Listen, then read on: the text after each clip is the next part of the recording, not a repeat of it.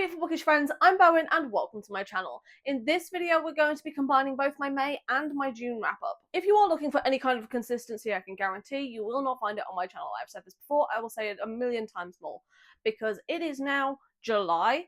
I've still not filmed my May wrap up, so we're just going to be combining May and June, and while May was a little reading slumpy, I fully came out of that in June, so this might end up being a little long. I'm going to try not to ramble on too much because I want to get through this. So we're just going to get straight on into it with the books that I read in May. First up, we have Her Orc Protector by Zoe Ashwood. I gave this one a 4-star and a 4 spice rating.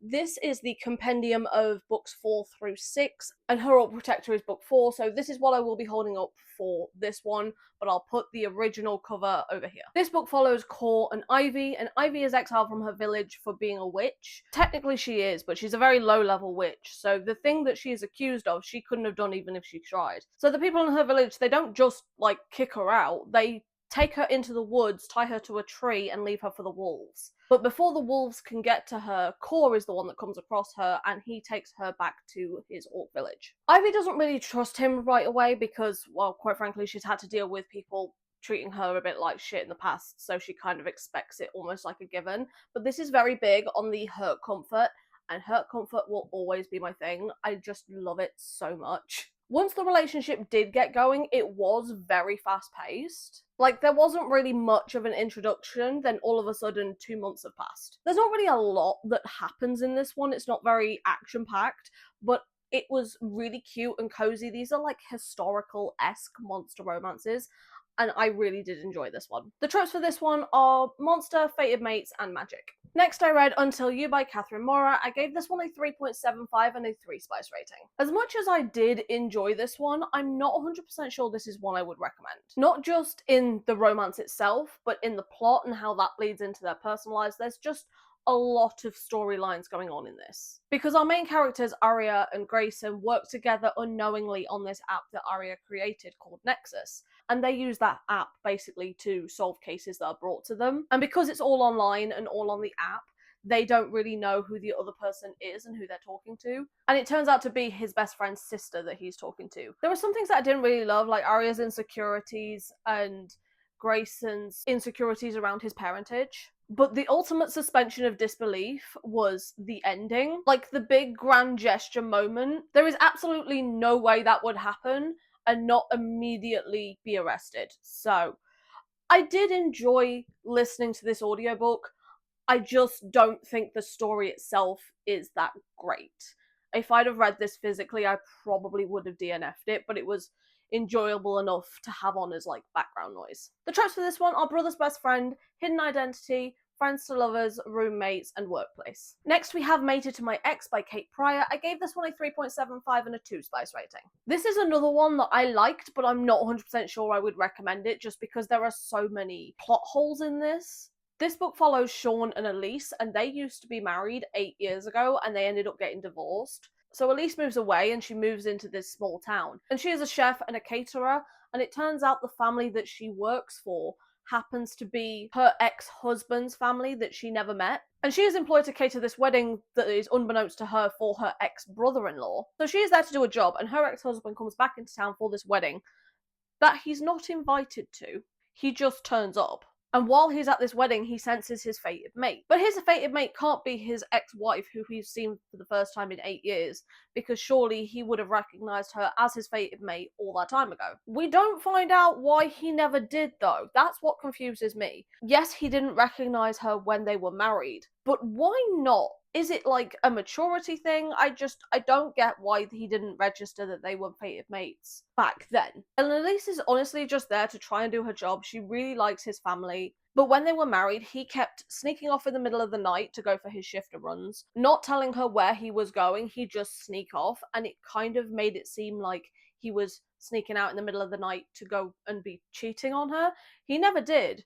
But when your husband sneaks out in the middle of the night and then doesn't tell you where he goes, that's kind of a reasonable conclusion. And he never introduced her to his family when they were married. So she never knew that the family that she was working for is actually her ex-in-laws. And she thought it was because he was ashamed of her, and that's why he didn't want to introduce her to his family. But in reality, he had to keep the secret of being a shifter. Like, you trust her enough to marry her, but that's not something you can share. Okay, little weird. And when she finds out that he is a shifter, it's not because he told her. So there's still that miscommunication in there, which is really kind of annoying. Like, I did enjoy this, but there are parts of it and there are plot holes that just annoy me. So I'm not 100% sure I would recommend it, but I did have a good time. And I do like Kate Pryor's writing. The tropes for this one are shifter, plus size, second chance, fated mates, and forced proximity. Then I read The Anthropocene Reviewed by John Green. I gave this book a 4-star. This is probably my first non-fiction in nearly 2 years. This is a collection of essays reviewing things that are in John Green's periphery. So things from like Liverpool Football Club, Canada Geese, the plague, because this was very clearly written during the pandemic. The author's anxiety very much bleeds into the writing, but in a way that is given like a little bit of levity to it. Like, you can feel the anxiousness in the writing. I listened to the audiobook for this one, so it might have also been in his tone of voice. It's also kind of funny. Sometimes it comes across as a little too pretentious and too filled with quotes. Overall, I really like this. I don't read nonfiction all that often, so this was a good one to kind of get back into it a little bit. And obviously, I'm not giving any tropes for nonfiction. Then I read My Forever Bear by E.M. Selber. This one I gave a 3-star and a 3 spice rating. This is a very short, very quick little novella, and I get that it's a novella, right? But this moved really fucking quickly. Like, the two main characters know each other for maybe a day, and they're already trauma dumping and are in the I love you section after a day. Ren is out walking in the woods and comes across a bear shifter and passes out, and the bear shifter takes her back to his cabin, which is where she wakes up. I'm not the biggest fan of the nickname he gives her. He calls her Lilac because she smells like lilacs. If it was only used like every now and again or a lot more sparingly, then I wouldn't have minded it so much. But it was like the only thing he called her, so it got on my nerves really freaking quickly. This is one of those no thoughts in my brain books. This is just simply a book that I read. The tropes for this one are shifter, fated mates, isolated environment, plus size, and insta-love. Then we have another novella, which is The Standing Bride by Adele Knight. This one I gave a 3.5 and a 2 spice rating. This is an arranged marriage wedding where the bride has not met the groom before, but the bride is a twin. The person that was supposed to be the bride gets this opportunity and has to go and do this thing for work. So she asks her twin sister to stand in for her. Charlotte is the introverted twin and has to basically pretend to be her sister and marry Owen. But Owen has already done his research and he knows that when Charlotte walks down the aisle, that's not the person he was set to marry. But he's so intrigued, he marries her anyway. And he just doesn't tell her that she knows that that's Charlotte and not her twin. For the introverted twin, Charlotte was a lot more bold than I expected her to be, and the pacing in this book was kind of okay up to a point, and then it sort of just fades to black. Like, the reason why it's a 2 spice rating is because all of the things that are considered foreplay are explicit, but the scene where they actually have sex is fade to black, which I don't understand that choice. That doesn't make much sense to me. But overall, I really did enjoy this. The tropes for this one are hidden identity, marriage of convenience, and billionaire. Then we have For Whom the Bell Tolls by J.C. Lynn. This one I gave it 4.5 and a 3 spice rating. First of all, can we just take a minute for the naked book? Like, that is just so freaking cute. Now, when it comes to this book, I am very, very biased because this book is based on the TikTok series that the author created. And I have watched pretty much every episode of this TikTok series more than once. And I am obsessed with it. It is so freaking good. This is essentially a prequel to the TikTok series. So going in, I already loved all the characters because I already have this, like, almost established relationship with them from the series. So I strongly suggest you go and watch that. I'm also fairly certain it's on YouTube, so I will put the link to it in the description down below. But this book follows Lily, who at the very start of this book dies, and this is the story basically of her afterlife. So when she dies, she gets basically her paradise, and then she goes to explore, and she ends up exploring hell and like the hell lobby, and sees how difficult it is for the demons and how they have to deal with some of these souls that come through. And she sets up this basically customer service desk, the help desk in hell for some of the souls to pass through when they have questions or they want to voice a complaint, and it's not like the smiling customer service, it's like matching energy customer service. And it's her interactions with all of the people that come through and the other demons, and it's just so freaking good. I love Lily's relationship with Belle. My favourite characters are obviously Sharky, who is just freaking adorable, and Greg, because I love a brooding main character with a heart of gold. But all of the characters in this are so freaking sweet. The balance of the heavier topics with the humour works so well. I love the silly little punny jokes in this. The only thing I'm not 100% sure about with this book is the pacing of it, because certain parts of it felt like the episodes of the TikTok series.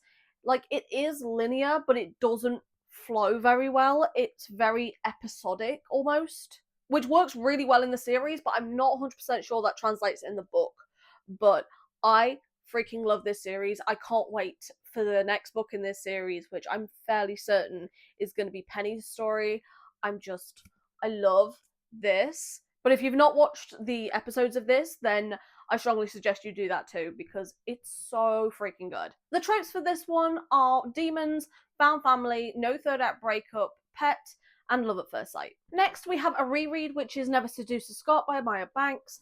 This one I gave a 5-star and a 2 spice rating. This is my favourite historical romance of all time.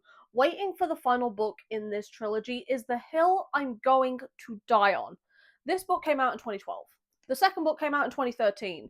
It's been over 10 years. I want the Final Brothers book so fucking badly. Like, it's ridiculous at this point, because I love this series in particular so freaking much. This is a marriage of convenience, forced marriage. The king decreed them, they must be married, between Graham and Evelyn, who are from two rival clans. And while Graham doesn't really want to marry her, he will, and he does, at the behest of the king, so he can't not, especially because this woman is apparently touched, which is like, she's a little slow, and she kind of comes across that way to her family, to all the outsiders, but in reality she's not slow, she's actually very smart. She's just deaf. She had an accident that rendered her deaf, and she has learned how to lip read. And bear in mind, this is a historical romance. They never checked whether or not she could hear, and she's taught herself how to lip read. And none of her family have noticed this, but Graham does.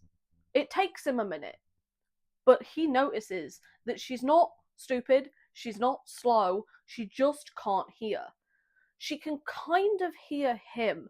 She can hear things in like a very, very low register, and his voice is so deep that the first time he speaks, she can almost hear it. It's like a hum sort of noise, and that intrigues her very quickly. But she is so sweet and so kind, and the people of his land kind of treat her like shit, and he is just so loyal to her straight from the get-go, even though he never really wanted to marry her in the first place, that he doesn't tolerate anyone treating his wife badly. I freaking love this. I love this so freaking much. When I first read this, it was recommended by Riley Marie, and then I proceeded to do a years-long deep dive into historical romance because of how much I love this book.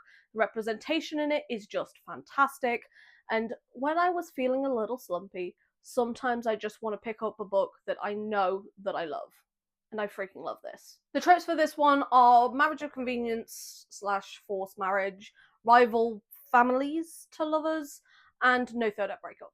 Then we have Married to the Alien Cowboy by Ursa Dax. I gave this one a 4.75 and a 2 spice rating. Honestly, originally I'd kind of written off this author as like a 3-star, middle-of-the-road sort of author, but the last 2 books of hers I've read have absolutely slapped. This honestly had me giggling and kicking my feet pretty much the entire time.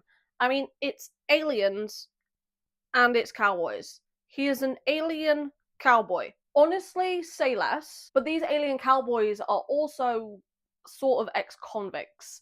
They committed a crime when they were a lot younger, when they were children, and they were sent off to this planet to work and basically live here. These men in this series haven't seen a woman pretty much since childhood, much less a human woman. So there are a lot of miscommunications, but like funny miscommunications and some shenanigans that come along with that. Sylar wants to be very respectful of Cherry and his new human bride, but he is also having some very disrespectful thoughts about her.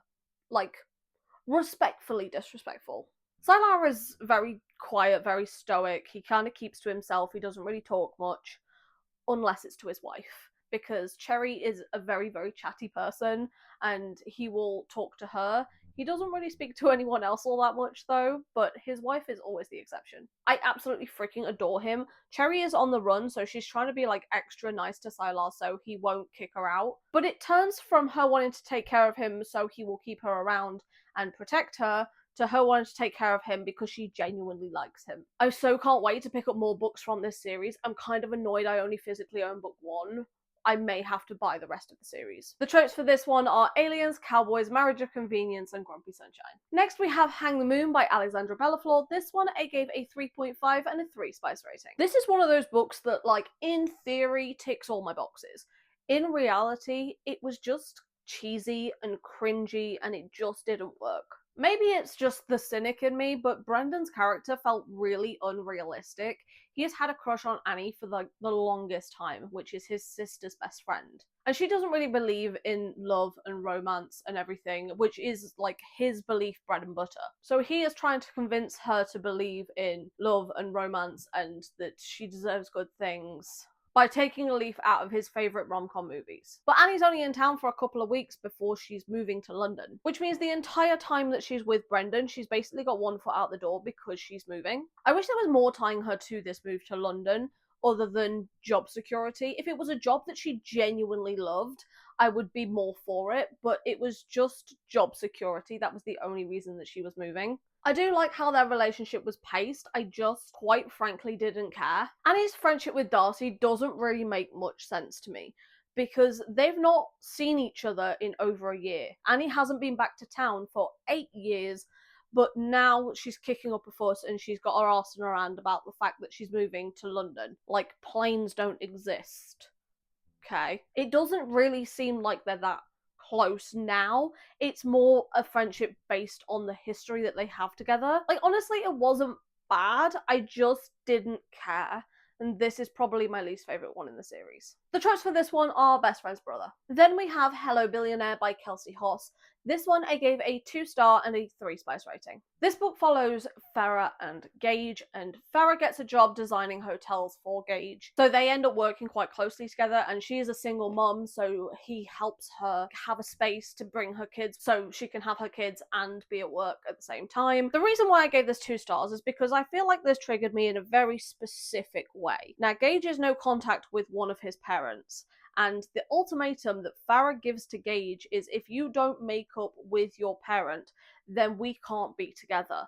And as someone that is no contact with a parent, from the depths of my soul, fuck you. Because that is just really manipulative and controlling behaviour. Like, it works for the characters in the book, but I took that as a very personal attack, because if someone tried to do that shit to me, I would also cut them out of my life with the fucking swiftness. Absolutely the fuck not. That was so manipulative to me, and I hated it, and the biggest red flag, and no. I listened to this one on Spotify, and by the time it got to that point, I would have DNF'd it, but because I was listening to it on Spotify, I didn't want to have, like, wasted my listening time with this book without finishing it. But I should have DNF'd it because I was so fucking angry. I was fully on her side until this moment, and then it was all out the window for me. The other part of the ultimatum that she gives him, I sort of get it.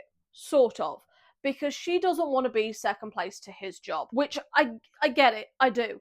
But she's a single parent, so he is always going to be second place to her kids. So it feels very hypocritical and kind of a double standard. Like, I just don't love this book. I should have DNF'd this book, I really should. I kept seeing Instagram ads for this all the freaking time. They're targeting the wrong person, because I did not like this at all. The tropes for this one are billionaire, workplace, single parent, and plus size. And then I finally read The Right Move by Liz Tomford.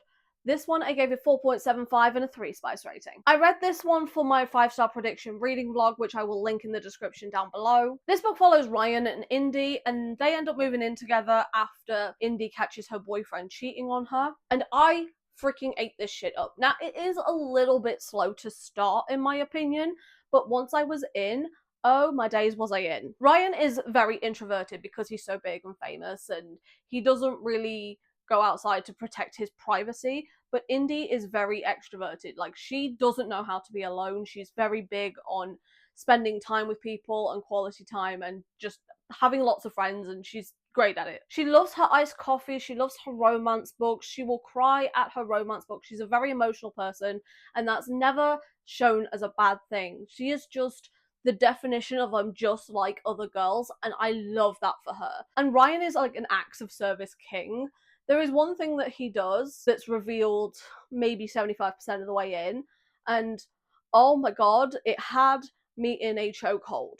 If you've read this book, then you sort of know what I'm talking about, but like, I love him, and honestly, I feel like the hype for this one is very, very real. I definitely like this one more than Mile High, and I'm very excited to get to the other books in this series. I should not have put this off for as long as I did. The tropes for this one are sports, celebrity, best friend's brother, roommates, fake dating, and grumpy sunshine. That's all the books that I read in the month of May, so now we're going to get into all the books that I read in the month of June.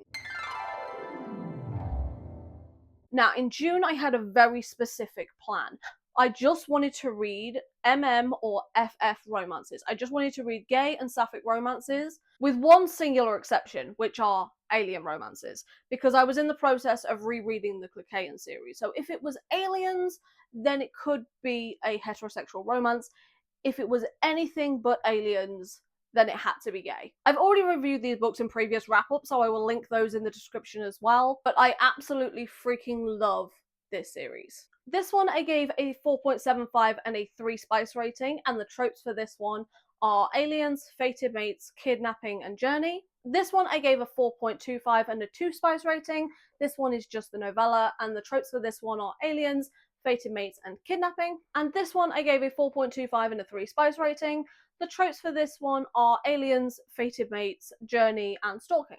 But I wanted to reread those in order to be able to get to Ruling Sixthened by Victoria Avelin, which I gave a 4.75 and a 3 spice rating. I also read this one in my 5-star prediction video. With this series in particular, you do have to read them in order. This book follows Sixthened and Sophia, and Sixthened is the king of this kingdom, and he is very emo and very broody because he has gone through some trauma before. Sixthened's trust issues stem from the fact that he believed he was mated before, but the person that he believed he was mated to tricked him by putting this ink in his eyes, because their eyes change when they find their fated mate, and the person that he thought he was mated to tricked him. So now he's very reticent to trust anyone, and he essentially holds Sophia captive. Captive in the loosest sense of the word. Like, she's allowed to roam around the kingdom, she's just not allowed to leave said kingdom. Sixthened also kind of stalks her through the hidden passageways of the place where they're currently at,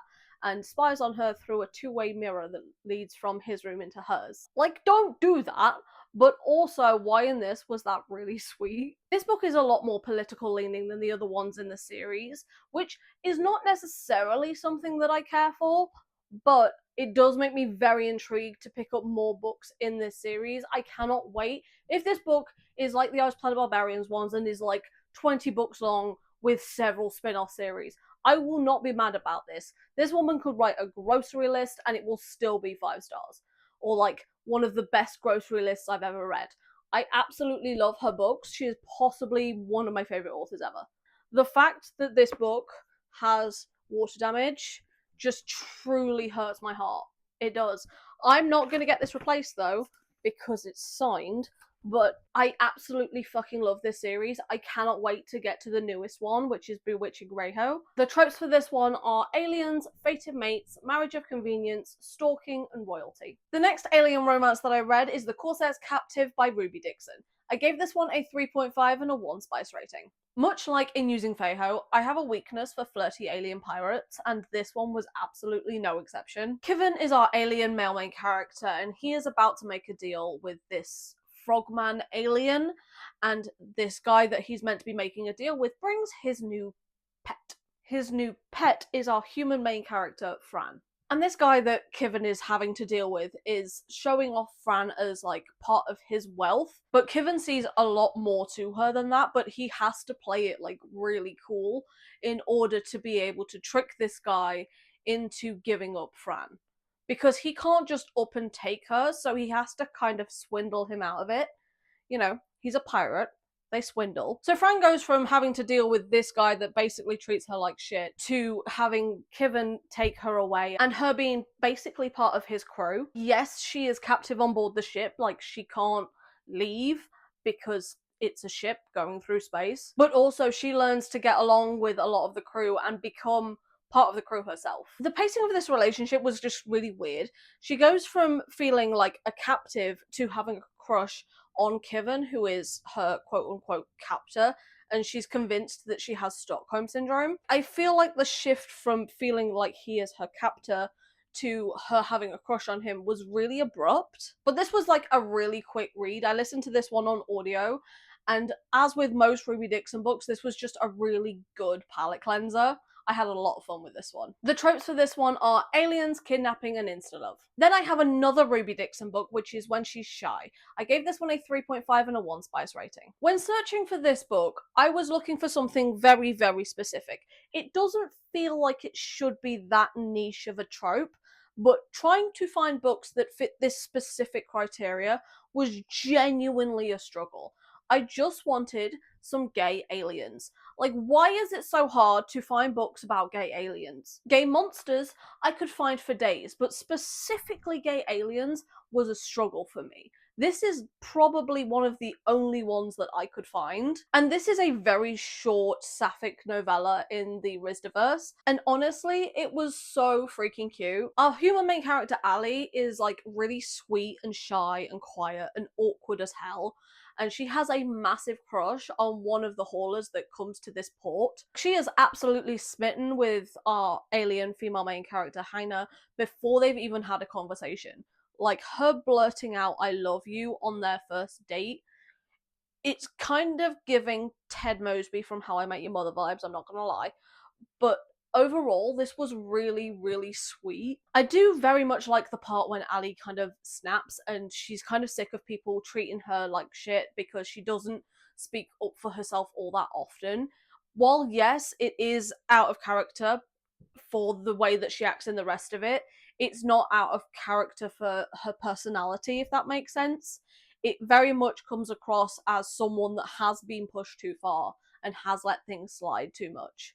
And I really liked that part. We need more gay aliens. If you have more gay alien recommendations, please drop them in the comments down below. Why is this such a weird, specific niche? The tropes for this one are obviously aliens and love at first sight. Next, we have The Orc and Her Bride by Lila Gwyn. This one I gave a 3.25 and a 2 spice rating. Now, it says at the start of this book that this does feature an unlikable main character, which is fine, but I was really hoping for a redemption arc that never really came. This book follows Ruga, who is our orc main character, and Elketh, which is our elf main character, and they have an arranged marriage. Elketh honestly was just such a spoiled brat, it really wound me up. Like, Ruga deserves so much better, because Ruga just wants her to feel welcomed into the orc community, because Elsketh is the one that has been displaced, and she is now living in the orc community, which she didn't even really know that it existed all that much. Like, she didn't ever think that she would marry an orc, but she acts out a lot and she doesn't really have any consequences to her actions. Like, not only does she actually destroy property,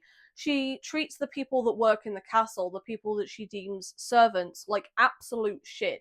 And they have done absolutely nothing to deserve that, to the point where they won't even bring her food, that Ruga has to bring the food for her because none of the other staff will go anywhere near her because they don't want the abuse, as they shouldn't have to deal with it. Like, I just didn't like her. There was just way too many red flags for me, and while I get it's kind of the point, I just wasn't a fan. The tropes for this one are monster, elf, and marriage of convenience. Next we have Under Lock and Key by Sarah Zane. I gave this one a 2.75. Now, there were things I liked about this one. I liked the characters, I liked the chemistry, I love the side characters in this, especially the best friend character of Char. and Cole, the cat, who was kind of named for the best friend character. So we have Char and Cole, because all sapphic romances apparently must have a cat. As a cat person, I support this message. But the one thing that I wasn't a fan of that really sort of ruined it for me is how repetitive it was. It kept going on about this curse that the main character has, but we don't actually find out what the curse is until much later in the book. And I get it, it's a novella, so it's reasonably quickly, but it does go on about it a lot until we get there. I think the repetition was there to build suspense, but instead of achieving that goal, it was just straight up annoying. And the love interest, Lorelai, I figured out her secret really pretty quickly. And it was one of those epilogues that sets up for another book in the series, which I don't love. Overall, this was just kind of okay. It was a free book that I had on my Kindle that was sapphic monsters, so why not? The tropes for this one are magic, pet, isolated environment, it's a retelling, it's a sapphic retelling of Bluebeard, and a mild spoiler, it is also vampires. Next we have Afterglow by Emily Antoinette. This one I gave a 4.25 and a 4 spice rating. When I say I want to read more sapphic romance, this is what I mean. This was so sweet and fun and sexy. I feel like I should have probably read the first book in this series before reading this one, but that is MF, and I wasn't reading that unless it was Aliens, and it's not Aliens, but this I had so much fun with.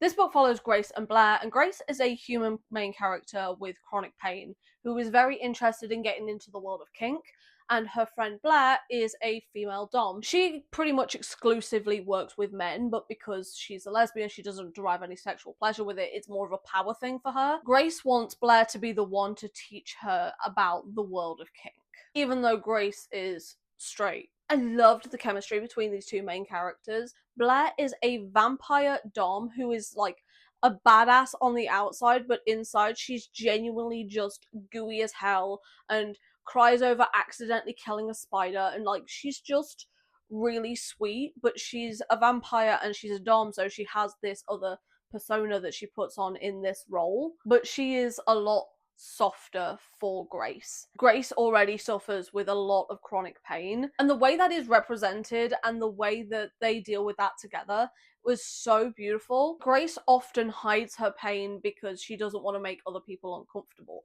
but when it comes to kink, it's all about communication. So Grace now has to share with Blair when she is going through the chronic pain and when she is at a level that she cannot handle. It was so sweet and so sexy and so fun. I had the best freaking time with this. I do wish I'd have read book 1 first though. The tropes for this one are vampire, sex club, and teach me. Then I read the first 2 books in Her Majesty's Royal Coven series by Juno Dawson.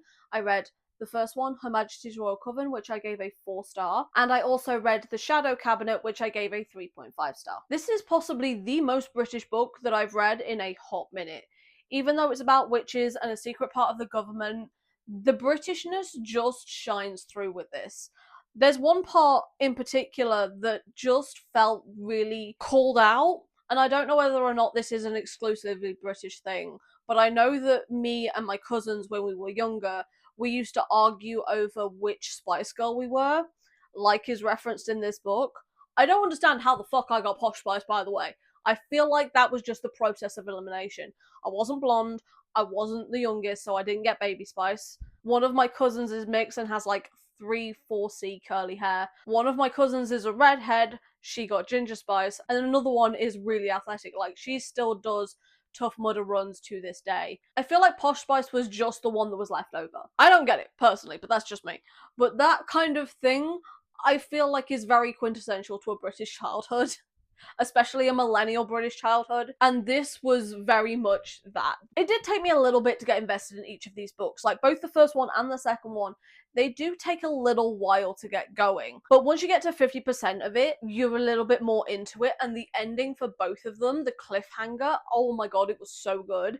I was so invested in the end, but it just takes a minute for you to get there. I did like all the conversations in this book and the trans rep that we have as well. I mean, don't get me wrong, sometimes it hammers the point over your head with a hammer, but I did still very much appreciate all the conversations that were part of it anyway. I feel like the ending for the first one was a little bit abrupt, And in the second one, they don't hold grudges like I would. I don't know, maybe this is just a me thing, but like, if I'd gone through what they've gone through, I would have held a grudge for a lot longer than they did.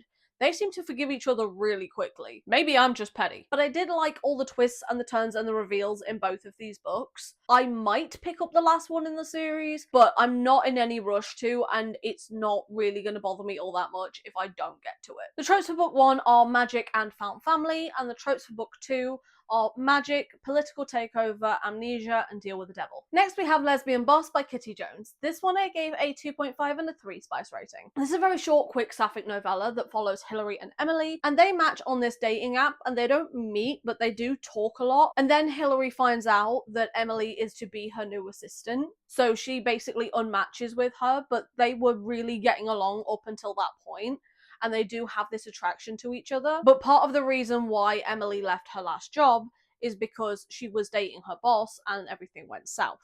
And the tension between these two main characters, I didn't really care for it. They flopped back and forth between I want her, we shouldn't because they're boss and employee. I just didn't really care for it. It was just so flip-floppy, and the fact that Emily didn't really have anyone that she spoke to about it other than her peers at her other job, whereas Hilary seemed to speak to everyone about this situation except Emily, just kind of annoyed me. Like, it wasn't bad, it was a very quick sapphic read, I just didn't particularly care for it. The tropes for this one are assistant and workplace. Then we have So Into You by Amity Malcolm. This one I gave a 2.75 and a 3 spice rating. This was a very cute sapphic romance between a yarn shop owner and a weed distillery owner that both have stores in this plaza. Like, it was very cute and I liked all the characters, but nothing happened. There was no real tension, no real build-up, no real confrontation, and this is a second chance romance, so you would have thought that there would have been some form of confrontation when they are reunited after however many years. But no, it's like the last 15 years just never really happened. They see each other again and they're immediately back together without any real conversation about it. That level of suspension of disbelief just doesn't really work for me. Like, how are you going to be around someone that you've not seen in so ever many years that you were with once upon a time, and you all aren't going to have a conversation? Why one of you literally just up and left and essentially ghosted the other one? There was a valid reason for it, but also it was worth a conversation, because I felt like the fact that she folded so quickly just because she was in her ex-girlfriend's presence was a little bit pathetic. Honestly, I think this would have worked so much better as a novella. If you'd have taken out about 100 pages of this, the story would have flowed so much better. Instead, it was just kind of bland and very dry, and nothing happened. The tropes for this one are second chance, no third act breakup, pet, plus size, and found family. And the last sapphic book that I have is Count Your Lucky Stars by Alexandra Ballaflor. This one I gave a 4.25 and a 3 spice rating. This is easily my favourite couple in the series. This is a second chance that I think was done so much better than the other book that I just talked about. Now, saying this one is the best in the series is kind of a low bar. I didn't really love Hang the Moon all that much, which I've already talked about in this video, and Written in the Stars was cute, but I don't think that is a couple that would last long term. Olivia and Margot, however, I absolutely adore them together. Like, yes, it moved a little fast and the miscommunication was kind of annoying, but their chemistry, I absolutely ate that shit up. This was funny in a way that wasn't necessarily cringy. Like, it had the embarrassing moments that do happen, like in the other books in the series, but you know when something embarrassing happens and then someone says something to kind of lighten the mood and make it less cringe? This was done so well. Margot has this very dry, sarcastic sense of humour, which I found really entertaining, and Olivia is just genuinely so freaking sweet. The third act conflict, I don't necessarily like what caused it. I feel like that could have been avoided, but the argument and the disagreement that these two characters have was handled so well. Like, it was heated, but it was done with such emotional maturity, and I absolutely ate that shit up. It's not very often that I love the third act conflict, but I think it was handled really well. I had such a good time with this one. I was kind of ready to write off this series, but I'm very glad that I managed to read this one. The tropes for this one are second chance, roommates, and pet, because they have a cat. It's a sapphic romance. Of course they have a cat. Now we're into our gay MM books. So the first one I'm going to be talking about is Midsummer Baker by Megan Durr. This one I gave a 2.25 and a 2 spice rating. This is a very short, very quick little novella that I knew literally nothing about going in. It's just one of those ones that I happen to have on like a Stuff Your Kindle day. What I wasn't really expecting was this to be a Why Choose romance that involved incest. And I don't just mean they're two family members that were sharing the same person. No, the human main character accidentally spies on these two brothers fucking each other. But they're half brothers. And it literally says in this book that we're half brothers and it's no one else's business what we do with the other half. Yes, the fuck it is. I'm sorry. I was waiting for that to be explained away in some way. It wasn't. That was not on my bingo card for this year. I did not need to be reading that. I only finished it because it was so freaking short, but like, no, I'm sorry, that's a line in the sand for me. I could not handle it. And for some reason, our human main character, Marco, is not immediately grossed out by the fact that these two brothers are fucking each other. He's actually turned on by it. So he joins in too. Nope. This was a no from me. Like, it wasn't badly written. It's just the shock factor of it for me immediately made me give it a lower rating. The tropes for this one are Why Choose, Small Town, and Fae. Next we have Natural 20 by Charlie Novak. This one I gave a 4-star and a 3 spice rating. This book follows a florist and a bookshop owner. The bookshop is just new into town and the florist is open down the road. So the owner of the florist goes and takes some flowers to the bookshop owner to basically say, welcome to the neighborhood, congratulations on your opening day. And Leo, our florist, and the bookshop owner, Jay, hit it off immediately. And Jay invites Leo to be a part of their D&D night. And Leo is this big, burly, biker-looking dude that is a sweet, gentle florist, and I love the juxtaposition of that mental image in my head. And I also love that his love language is kind of telling people how he feels through the bouquets that he makes, because each flower has a different meaning. So he says what he feels for that person in the bouquets that he gives them. It's sort of like a secret code to his feelings. It takes Jay a minute to figure it out, but oh my god, it's so freaking cute. Leo is genuinely just the sweetest little softie, and Jay is kind of struggling with the whole stress of starting a new business and worrying if it's going to succeed. Like, he really does get into his own head about it, but Leo is there to support him every step of the way, and so is his best friend. Like, I absolutely ate this shit up. I really like Charlie Novak's writing. I should read more of their work, but I always kind of tend to put it off, which is why I'm very glad I got around to reading this one. The tropes for this one is pet. It's the only one I could think of that fits. Then we have How to Catch a Biker by Anna Ashley. I gave this one a 3.75 and a 2 spice rating. This series is just like the perfect kind of palate cleanser type of books. This book follows Aiden and Slade, and it's kind of defined as like a May-December romance, whatever that means. Aiden is in his 30s and Slade is 48. There's like an 18-year age gap between the two of them. And Aiden is looking for help working on his next book because he needs to do some research because one of his characters is going to be a biker. So he contacts Slade to help him get research for his book because Slade owns a bike shop. Specifically a mechanic, but like, he's not great at cars. He is the bike area of expertise specifically. There are a few plot holes in this, like with the exes that tried to get back in touch after so freaking long. Like, that just didn't really make sense to me. But they were both such likable characters. It gives Nerd and the bad boy, except the bad boy is not really the bad boy, he's just honestly trying to make a living. And even though he's meeting Slade for research, I don't think he actually works on his book at any given point in this story. But overall, it was cute, it was cozy, it was a good time. The tropes for this one are age gap and small town. Then we have God of Fury by Rena Kent. I gave this book 5 stars and a 5 spice rating. Oh my god, I can't express how much I love this fucking book. I have not read any other Rena Kent books, but I've heard clips of the audiobook for this, like, all over my TikTok FYP. So I was like, I have to read this book. Like, this one specifically, I'm not really all that interested in the other Rena Kent books. I'm fully aware this is not where you start. However, oh my god, I fucking love it. I love this book so much. I listened to this on the day that my audiobook Spotify listening time resets. So I listened to it before it resets in the morning and used the rest of my hours from the previous month, and then I had to wait for an hour and a half until it reset again to listen to the rest of it. Those hour and a half, 2 hours, while I couldn't listen to the book, I was driving myself insane with how much I wanted to just carry on with it. And then I finished it, and I immediately wanted to start it again, and I couldn't, and it made me so freaking sad.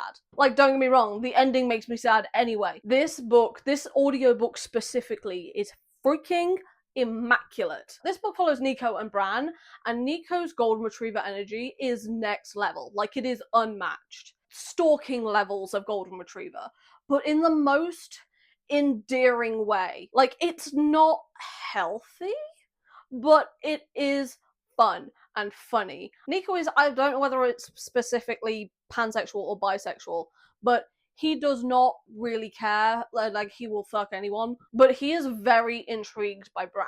And Bran tries to keep his distance from him for like the longest time. And Bran is a lot more reserved, and he very much keeps to himself, and he's kind of convinced that he's straight, but he's very intrigued by Nikolai no matter how much he tries to keep him at arm's length. But it is genuinely like impossible to avoid Nico once he has set you in his sights. Like, he is unhinged. Like, lovably so. It's a red flag, but he's charming enough that he gets away with literally everything. I don't really love the nickname that Nico gives Bran. Like, he calls him his lotus flower. I don't really get it, but it was so sweet and endearing. I don't care. I don't care. I love this book. I want to reread it immediately, all the time. I would listen to this book on repeat, consistently, all the fucking time. It is so good. I love these characters, and when you hear about Bran's trauma, my heart broke into 12,000 gazillion little pieces. I am unwell. I want to cry thinking about it. I truly do. Honestly, 5 stars. If you can listen to the audiobook, that is pretty much the only way to consume this one.